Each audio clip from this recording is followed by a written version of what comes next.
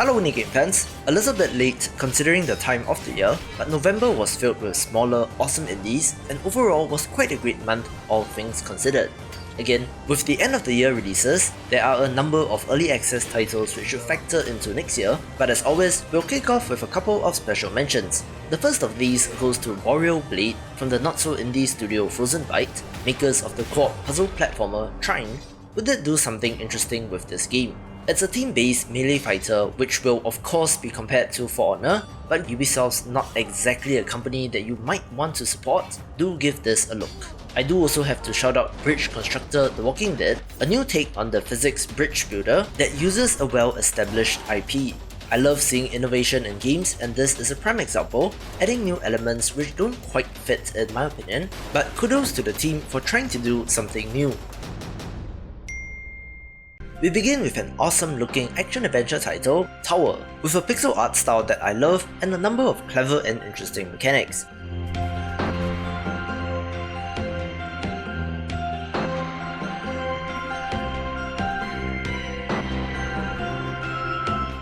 Platforming from the top-down action game perspective is tricky, but it works here, with its share of challenges and bosses as well.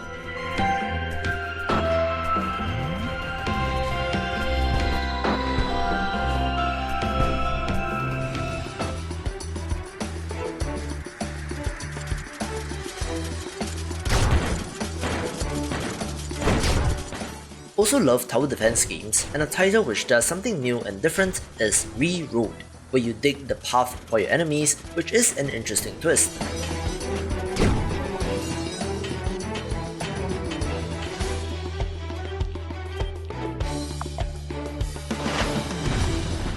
There are roguelike elements and a little bit of dungeon defenders or orcs must die in this as well, but I would love to see more innovation in this space, so this gets a spot.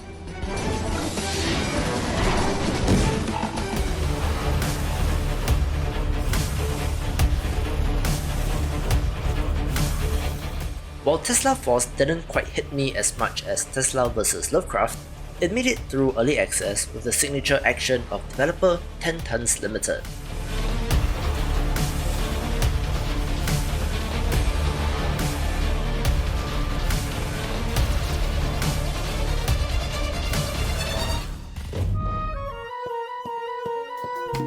It's winter in some parts of the world, which means cozy games are in fashion, and a title which fits the bill is Seaside Cafe Story, a management sim where you run a cafe.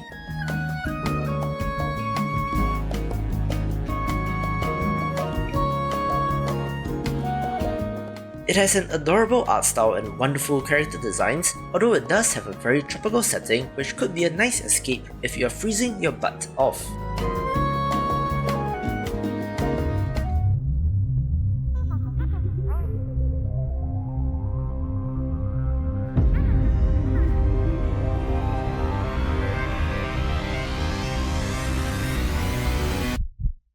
Always a fan of grappling hooks in games, and a platformer of interest is Super Cable Boy, using this mechanic quite cleverly, combining this with a super cool, glitchy, colourful art style.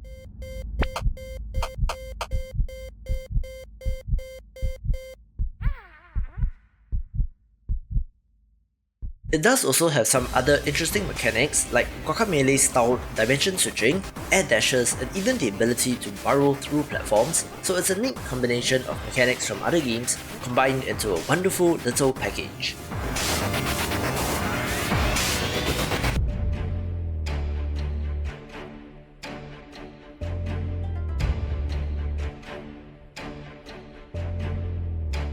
Time manipulation is a common element in games, but a title which uses it cleverly is YesterMorrow, obviously playing on the words yesterday and tomorrow, where you play as a young woman trying to save her village.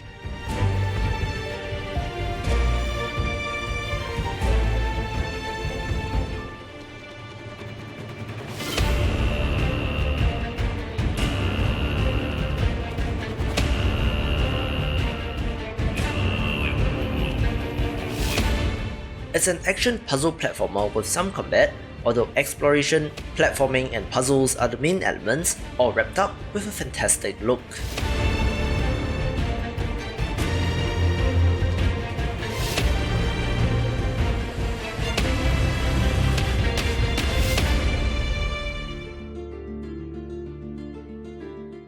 Speaking of time, the Tides of Time squeaked in at the end of the month and is an action-adventure game where you go about solving strange happenings on the day of the Red Sun.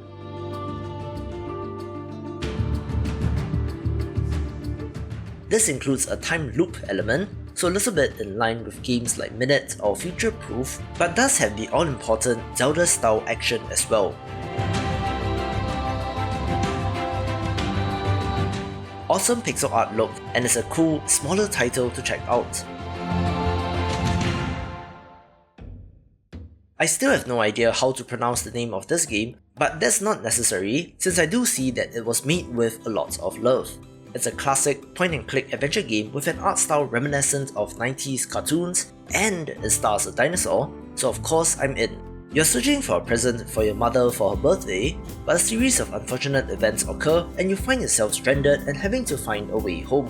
This is also one of the rare family-friendly games which is not rubbish, so if you do have kids and want to go through a heartwarming story, do check this out. I thought my fighting days were over. But when the king decided to enforce everyone to wear pants, I had to do something. As a fan of beat-em-ups and a hater of pants, I immediately identified with the premise of Paw Paw Paw, a fun little brawler title that may have been inspired in parts by Castle Crashers, but the characters are all unique and have their own abilities and combos.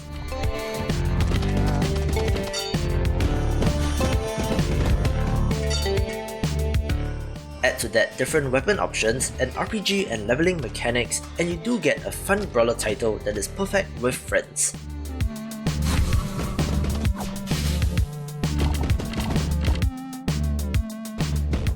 This is also from an Indonesian developer, so Southeast Asia represent, and I do hope to see more from the region. It's wrong. It's unnatural. We are the resistance. We are the anti-pants.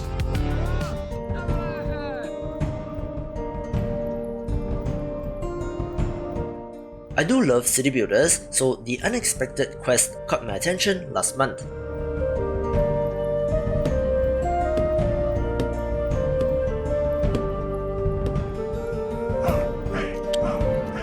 It's a Settlers style title with some Warcraft 3-like elements as well, where you develop and build a city and adventure forth to bring order to the world.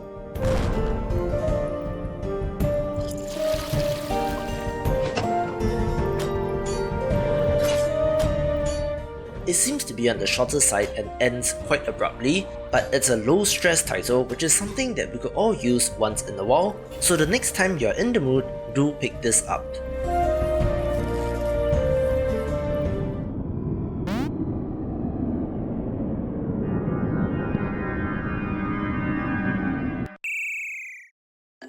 Developer Red Codex got a fan for life in me due to their clever turn-based tactics games like Horizon's Gate, so when I found out that they were putting out Azalea, a small action-adventure title with a price to match, I had to give it a shout.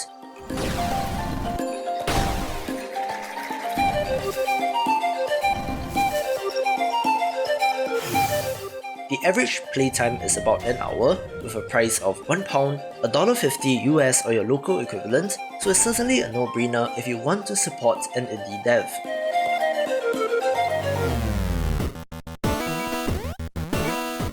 The definition of a hidden gem title last month is Dojoran, a 1-bit precision platformer which is old school hard.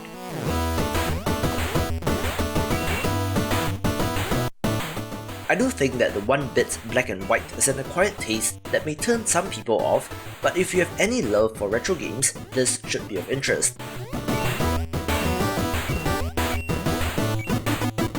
There's a Mario mushroom equivalent where you die in one hit without it, and also features many small tricky platforms and a ton of spikes, so you know what you're in for.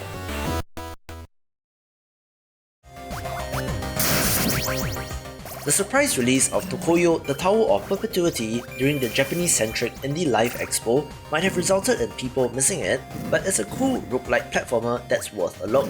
the mysterious tower changes and shifts every 24 hours in real time, so there's always a new layout, but the interesting hook on top of that is that your character does not have a regular attack, but rather only has a special move on quite a significant delay. So it's about running around, dodging and kiting enemies until you get enough of them and then blasting them all with your attack, which gives this game quite a different feel. It's also on the challenging side of things, which is expected for the genre, and I'm interested to see more of this in early access.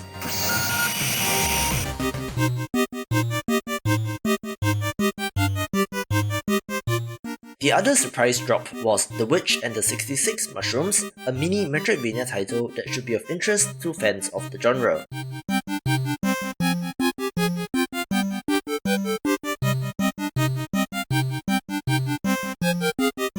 Love the art style, especially the use of the white character outline, but this is on the shorter end of things, but is totally worth a look.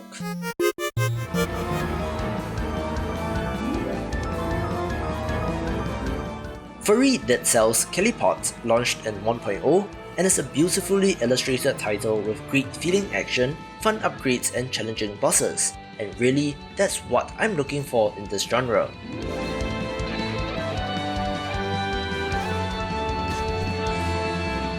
Hands down, this has one of the most gorgeous hand-drawn backgrounds and art in games, with responsive controls and tight feeling action, with a central time and dimension bending story of interest as well.